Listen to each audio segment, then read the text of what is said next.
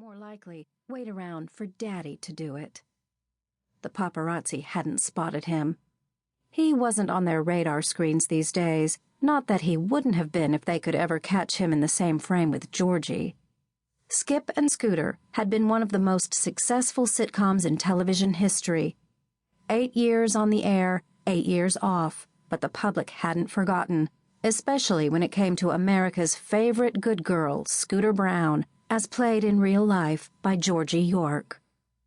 A better man might have felt sorry for her current predicament, but he'd only worn the hero badge on screen.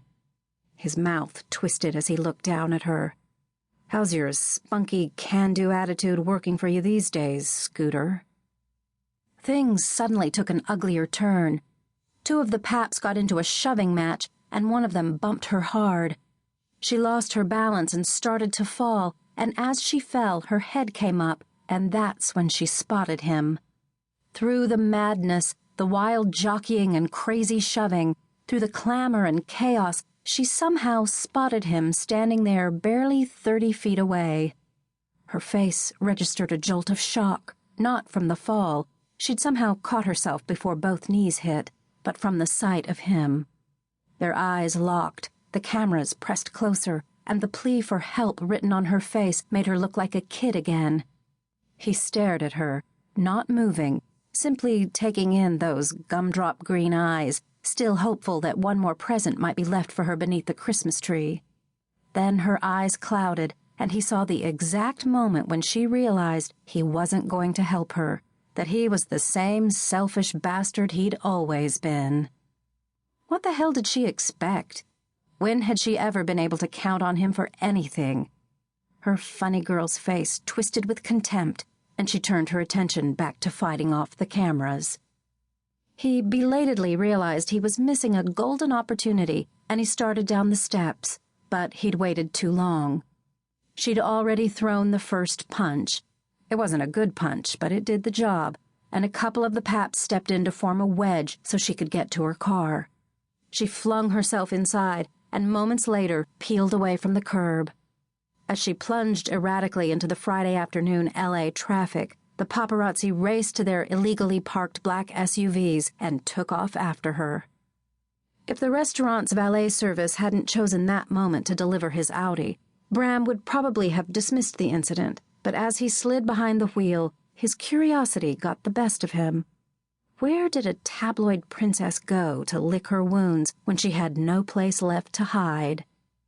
The lunch he'd just sat through had been a bust, and he had nothing better to do with his time, so he decided to fall in behind the paparazzi cavalcade. Although he couldn't see her Prius, he could tell by the way the Paps wove through the traffic that Georgie was driving erratically. She cut over toward Sunset. He flipped on the radio, flipped it back off, pondered his current situation. His mind began to toy with an intriguing scenario. Eventually, the cavalcade hit the PCH heading north, and that's when it struck him. Her likely destination. He rubbed his thumb over the top of the steering wheel. And wasn't life full of interesting coincidences? Georgie wished she could peel off her skin and give it away. She didn't want to be Georgie York anymore. She wanted to be a person with dignity and self-respect. Behind the tinted windows of her Prius, she swiped at her nose with the back of her hand. Once she'd made the world laugh. Now, despite all her efforts, she'd become the poster girl for heartbreak and humiliation. The only comfort she'd been able to take through the whole debacle of her divorce was knowing that the paparazzi's cameras had never, ever caught her without her head up. Even on the worst day of her life, the day her husband left her for Jade Gentry, Georgie had managed one of Scooter Brown's trademark grins and a goofy pin-up pose for the jackals that stalked her. But today, that final remnant of pride had been stolen away, and Bram Shepherd had witnessed it. Her stomach churned. She'd last seen him at a party a couple of years ago. He'd been surrounded by women, no surprise. She'd left right away. A horn blared. She couldn't face her empty house or the public pity party that had become her life, and she found herself